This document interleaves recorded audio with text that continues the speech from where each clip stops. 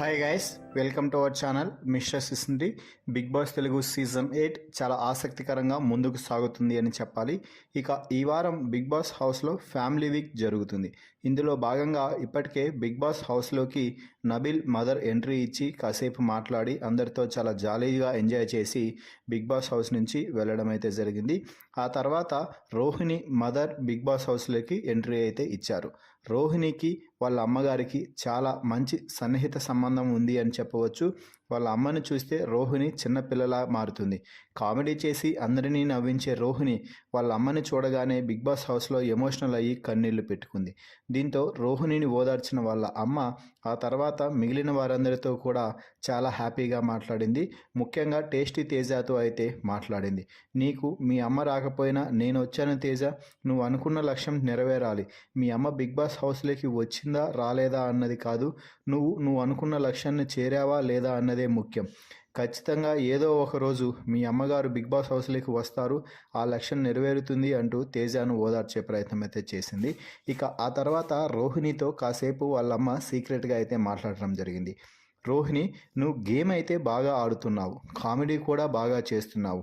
అయితే నీకు నువ్వుగా కామెడీ చెయ్యి, అంతేకాని అవినాష్ చేసిన దాంట్లో నువ్వు వేలు పెట్టడంతో అందరూ కూడా అవినాష్ లీడ్ తీసుకొని చేస్తుంటే ఆ తర్వాత రోహిణి చేస్తుంది అని అనుకుంటున్నారు. కాబట్టి నీకు నువ్వుగా ఇనిషియేట్ చేసి ఏదైనా చెయ్యి, నీకోసం ఏదైనా చేసుకో అంటూ చెప్పడం అయితే జరిగింది.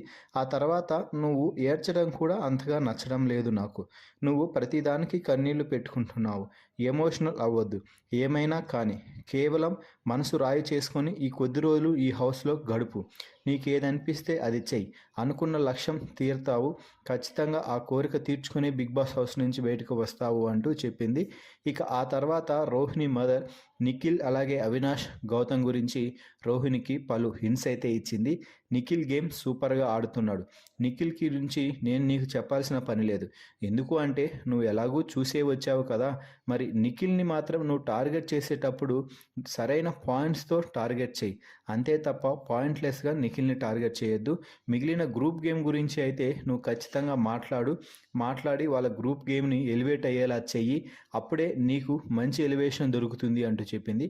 ఇక అవినాష్ గౌతమ్ గురించి మాట్లాడుతూ, అవినాష్ గౌతమ్ నీకంటే ఇంకా మంచిగా గేమ్ ఆడుతున్నారు అని నువ్వు భావనలో ఉన్నావు, అలా ఏం కాదు, అందరూ కూడా బాగా ఆడుతున్నారు, అందులో నువ్వు ఒకదానివి, కాబట్టి అవినాష్తో క్లోజ్గా ఉండటం నీకే మంచిది అని చెప్పింది.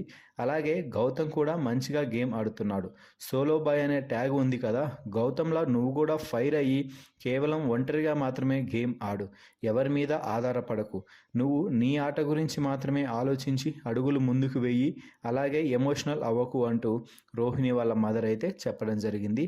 మరి రోహిణి వాళ్ళ అమ్మ రోహిణితో మాట్లాడిన మాటలపై అలాగే నిఖిల్ అవినాష్ గౌతమ్ గురించి చెప్పిన వ్యాఖ్యలపై మీ అభిప్రాయాన్ని కామెంట్స్ రూపంలో తెలపండి. మరిన్ని బిగ్ బాస్ లైవ్ అప్డేట్స్ కోసం మన ఛానల్ని చూస్తూ ఉండండి. Please subscribe our YouTube channel mister సిసింద్రి.